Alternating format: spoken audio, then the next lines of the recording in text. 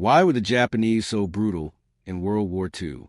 Japan is known today as a land of anime, sushi, and sumo.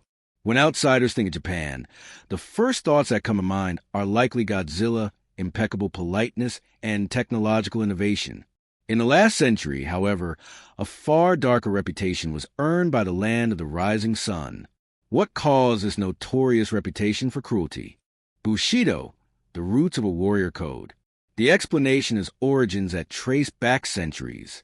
Japan was a patchwork of feudal states, which were in a near-constant state of war, reaching its peak during the Sengoku Jidai period, which began in the mid-15th century and ended in 1603 with the establishment of the Tokugawa shogunate. Amid this endless conflict, tremendous cultural emphasis was placed on the warrior class, the samurai, during the stability of the Tokugawa shogunate. This cultural attitude was formalized into a warrior's moral code of conduct called Bushido, meaning way of the warrior. Bushido evolved in its tenets over the centuries, but core principles such as self-sacrifice, fearless bravery in the face of the enemy, and unwavering loyalty to one's daimyo or lord remain constant.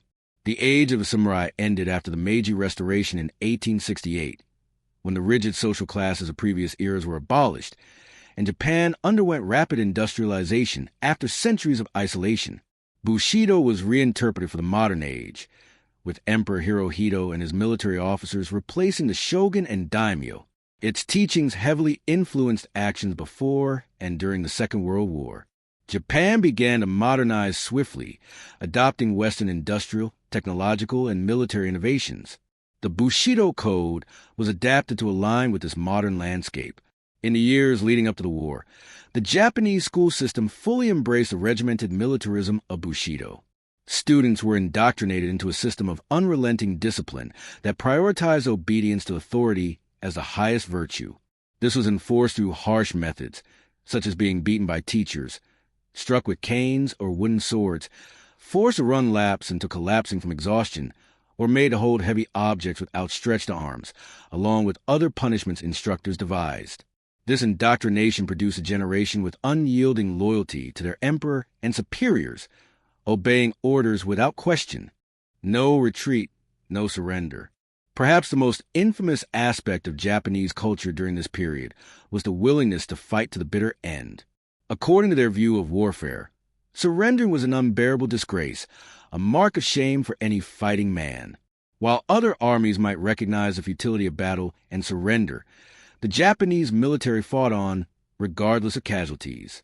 For comparison, for every Allied soldier taken captive in World War II, 3 were killed on the battlefield, while the Japanese military suffered 120 dead for every 1 soldier taken captive. Often, they resorted to banzai charges, hurling themselves at the enemy rather than surrendering. This was named after their battle cry, Tenno Banzai, roughly translated as Long Live the Emperor. One of the most notable banzai charges occurred on July 6, 1944 on Saipan. After 3 weeks of battle, the Americans had captured much of the island and were tightening their grip on the remaining Japanese defenders.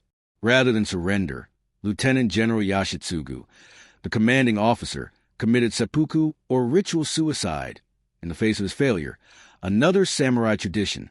The remaining soldiers, officers, and many civilians then threw themselves with reckless abandon at the American lines, hoping to kill as many enemies as possible before being killed. In the fierce fighting that followed, much of it desperate hand-to-hand combat, they rampaged across the island for the next 12 hours, overrunning several American positions before their bitter end. It was estimated that around 4,300 Japanese soldiers died this way rather than surrender, the largest banzai attack of the war. They were not alone in their fanatical defiance. Hundreds of civilians threw themselves off cliffs rather than allow themselves to be captured by the horrified Americans. While this was the largest banzai attack of the war, such actions were repeated throughout the island-hopping campaign. Any survivors often committed seppuku, choosing death over capture. Many Japanese soldiers also feigned surrender, only to drop a grenade or pull a pistol on American soldiers who had lowered their guard. After several such incidents, American troops largely stopped accepting attempted surrender, often shooting the supposedly surrendering soldier rather than taking the risk. The most extreme example of this attitude of never surrendering was a kamikaze, translated as divine wind. These were pilots who deliberately crashed their planes into enemy ships as a desperate attempt to halt the inexorable advance on the Japanese homeland. These pilots were sent on one-way missions to inflict as much damage as possible on enemy naval strength. Kamikaze attacks peaked in 1945 at the Battle of Okinawa, the last stepping stone before Japan itself. Swarms of these fanatical pilots struck the American fleet, killing over 5,000, the largest loss of life the U.S. Navy suffered in a single battle. Even with their Pacific Empire in ruins, the Japanese nation refused to yield, even resorting to handing out bamboo spears to school children during planning for the invasion. In anticipation of Operation Downfall, estimates of potential Allied casualties reached as high as 1 million, and 500,000 Purple Heart medals were produced, a number so large that these original medals are still being awarded today. Treatment of prisoners. Since the very concept of surrendering was unthinkable in the Japanese military mindset, they held nothing but contempt for enemy combatants who laid down their weapons. These men have forsaken their honor, and in an honor-bound society, this made prisoners of war, POWs, the lowest of the low.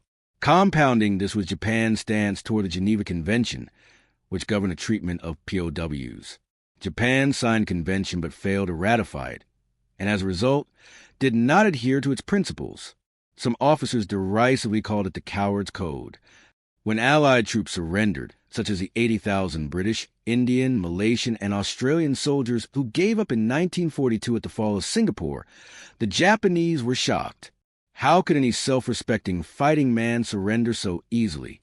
Viewing them as having no honor, the prisoners were treated like animals, with little regard for their well-being. They were forced to perform hard labor, deliberately starved, beaten, and executed for the slightest infractions. They could be used for bayonet practice or decapitated with an officer's sword on a whim.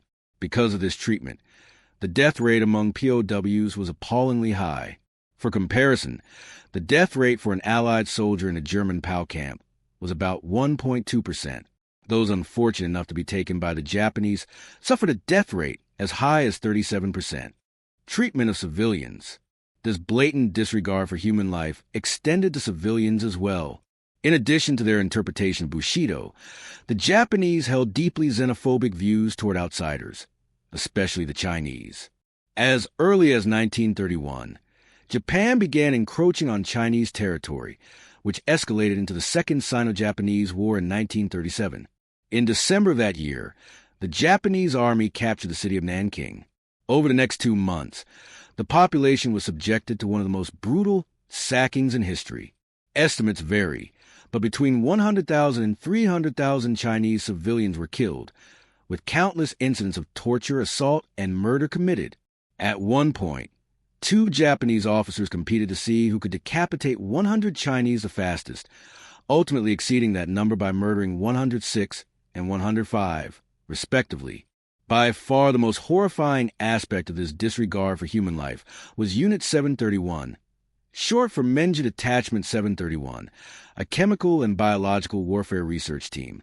This unit of the Imperial Japanese Army conducted experiments on captive prisoners, mostly Chinese and Korean. Prisoners were infected with various diseases to document their progression.